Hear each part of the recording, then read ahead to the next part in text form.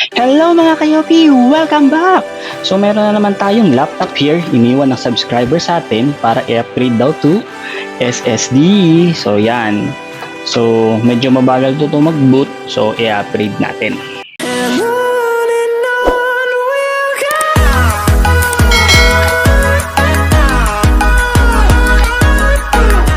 Hello mga kayopi! Welcome back! Meron na naman laptop na nag-iwan sa atin. It is Dell Inspiron 3840 na model. So pinapa-upgrade niya to change it to a solid state drive, yung old hard drive niya.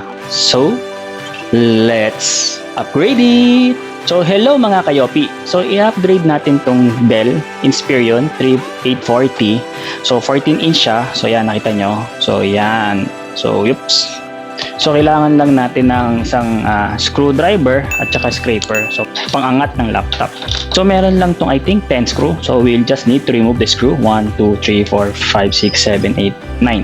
Oh, 9 lang pala. So let's remove the screw.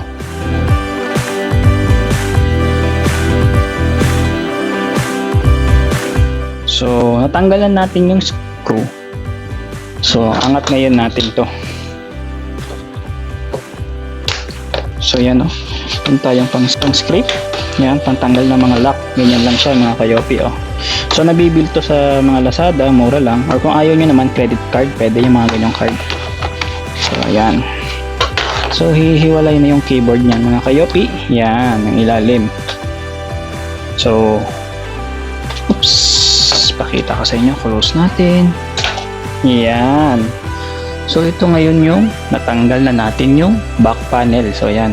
So ito yung battery niya, yung CMOS battery niya, palitin na to, yung CR2032. So mamaya tingnan natin yan kung meron tayo extra kasi nalabas na yun sa BIOS na nag-error.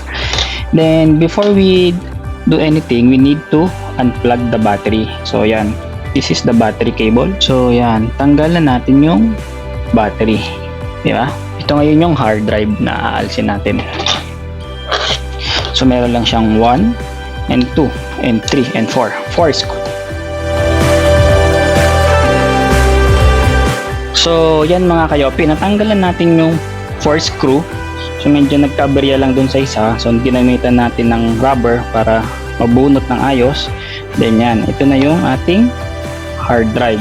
So hihilahin lang naman to. So yan, tanggal na yung ating hard drive. Tanggalin natin to, ipapalit natin yung SSD.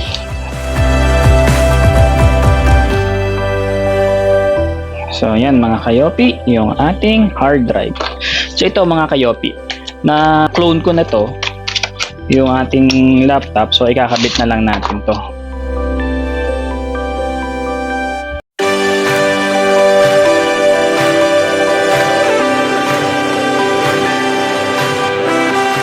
So wala tayong nakitang battery na CR2032. So na rin mapalitan. Lobat na to, nalabas na to sa BIOS.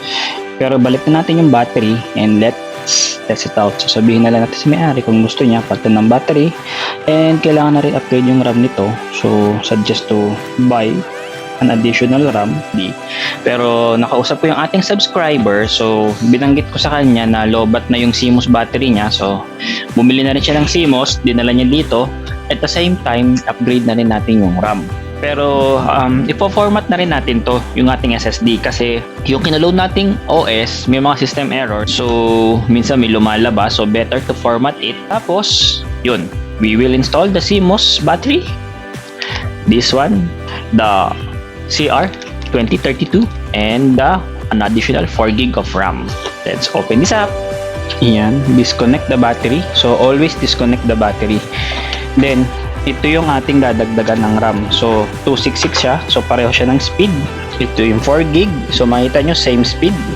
2666 na DDR4, which is the same. Then, ipapasok natin siya dito. Then, yun. Mga kayopi. Upgraded na yung RAM. Next naman is yung battery. So, ito yung battery niya. Palitan natin ng Maxwell. Yun. Tanggal natin yung battery natin ito, palitan lang natin ng yan, CR20 na Maxwell. Yan, made in Japan.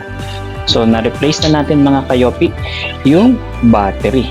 So yan mga kayopi, napalitan na natin yung CMOS battery. Ito yon. Then napalitan na rin natin ng SSD card, dagdagan natin ng RAM. So ibabalik na ngayon natin yung battery. Yan. So we will return na this back panel. So ayan, kita nyo naman. So ayan mga kayopi. So re-return na natin tong back panel and we will reformat na lang.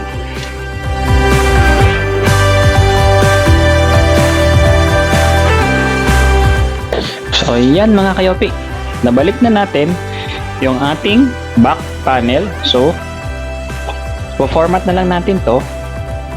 Yan mga kayopi, tapos na nating i-upgrade yung laptop na Dell Inspiron 3000 na model. So ayan. So ito ay sa ating subscriber na dinala dito sa atin, and earlier ni-request niya lang na i-upgrade tong Samsung SSD. So solid state drive. So nung nakita ko mabagal na nga siya tapos may issue na yung OS, tinry kong i-clone kung mas bibilis. Bumilis naman siya nung nakabit ko yung SSD, kaso may Windows issue. So tinawagan ko yung subscriber natin para inform sa kanya na I need to install a fresh OS on this one, and at the same time yung CMOS battery niya is lobat na, nag-error na ginoon mo, kailangan ng palitan. And at the same time sabi ko kung gusto niya mas bumilis pa, pwede niyang mag-upgrade pa siya ng additional RAM. So yun, nag-agree naman siya doon, dinala niya dito yung mga additional parts. So ito yung kailangan din niya enclosure para sa backup files ng kanyang ito yung kanyang old hard drive, tapos Team Elite na additional 4GB of RAM. So ang total nito is 8GB, kasi for Windows 10 ang advisable is at least 8GB para optimal performance. Tapos may Samsung solid state na Evo 870, and ito lang yung enclosure casing. So mga kayopi, tip ko lang, pag nagpalit kayo ng BIOS battery o yung CMOS battery, nagre-reset siya. So madaming factor na kailangan mo check. Nagtagal ako kanina kasi ayaw siya mag-boot, in the sense na yung BIOS mismo hindi nag-boot, di ba? Yung black screen lang, may power lang siya. Then tinry kong mag-cycle. So kailangan mo tanggalin yung battery, yung CMOS, o turn on mo yung power para ma-remove yung discharge niya ng battery sa mga capacitor. Hindi pa rin siya nag-work. Then I checked the manual of Dell. Meron palang mga meaning na ilaw kasi yung power dito, nagbi-blink. So may mga signal siya. So una nakita ko, sabi niya yung RAM. So tinanggal ko yung RAM, nilinis ko lahat, binalik ko. So nagbigay siya ng warning dito na sabi niya na check the RAM. Parang, so ginawa ko, tinanggal ko yung kinabit kong RAM, yung buong dalawang port, nilinis ko yung dalawang port, ibinalik ko. Tapos yun, nag-work na siya, nag-boot na siya sa BIOS. Tapos pa BIOS, ilahin mo lang yung settings, yung date and time, and tsaka may ang additional setting, pwede mo restore factory kung gusto mo. Usually date lang na mapalitan mo, and yan, nag-boot na. Nakapag-install na rin tayo ng OS.